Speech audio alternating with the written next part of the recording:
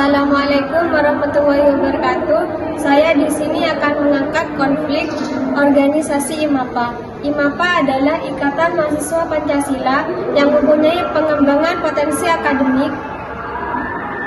akademik di bawah naungan Prodi PPKN. Untuk lebih jelasnya, yuk kita tanya langsung kepada pengurus IMAPA mengenai konflik yang terjadi. Baik Mas Andri, saya akan mempertanyakan potensi konflik apa yang sudah terjadi di HMS IMAPA. Potensi di IMAPA sendiri tentu saja banyak sekali, mulai dari gaya komunikasi, gaya bicara, terus pemahaman teman-teman, terus kemauan untuk belajar, itu banyak sekali yang menimbulkan potensi konflik di sini. Konflik ketika terjadi itu yang seperti apa, Mas? Konflik yang terjadi biasanya mungkin dari segi rapat ya. Di rapat itu biasanya mungkin ketika kita menyampaikan sebuah gagasan, itu biasanya ada yang ngomong-ngomong sendiri. Nah, itu kan menimbulkan ketidakfokusan penyampaian materi kepada audiens yang lain, yang sehingga ketika pelaksanaan acara nggak paham dengan tugasnya. Penyebabnya itu dari konflik yang ada itu apa saja, Mas? Yang jelas kalau dari segi kayak rapat itu ya penyebabnya ya ketidakmauan orang teman-teman untuk mendengarkan. Itu biasanya secara norma etika kan sudah salah. Tapi di sisi lain kemampuan teman-teman mendengarkan pendapat orang lain itu juga berpengaruh terhadap potensi konflik yang akan terjadi itu. Langkah untuk menyelesaikan konflik itu yang sudah terjadi itu bagaimana? Kalau konflik potensi akan kita selesaikan misalkan di rapat itu biasanya ada himbauan, terus ada peraturan rapat misalkan. Ketika pemaparan materi dilarang untuk berbicara dulu misalkan. Atau mendengarkan dulu.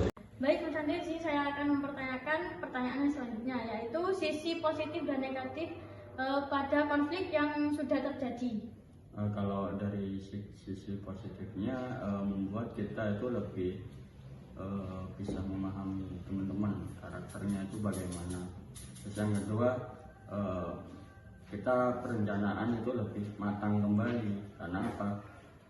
Supaya tidak terjadi permasalahan atau konflik yang sama dari kegiatan-kegiatan sebelumnya. Masa nggak ada pelajaran sama sekali.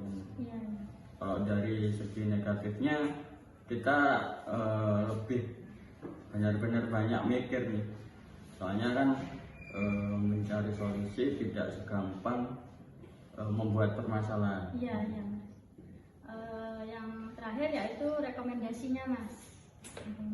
Rekomendasi saya kalau misalkan terjadi konflik ke depannya nanti atau teman-teman ketika menghadapi permasalahan yang sama, salah satunya adalah coba untuk mendengarkan maksud pembicaraan, baik itu di dalam forum maupun secara pribadi.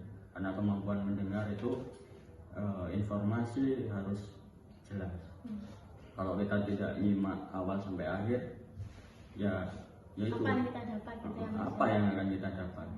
Terus kedepannya juga gaya komunikasi dan gaya bicara, mungkin ada dari kita yang nada tinggi atau nada lebih, bisa menyesuaikan kepada teman-teman kita karakternya itu seperti apa.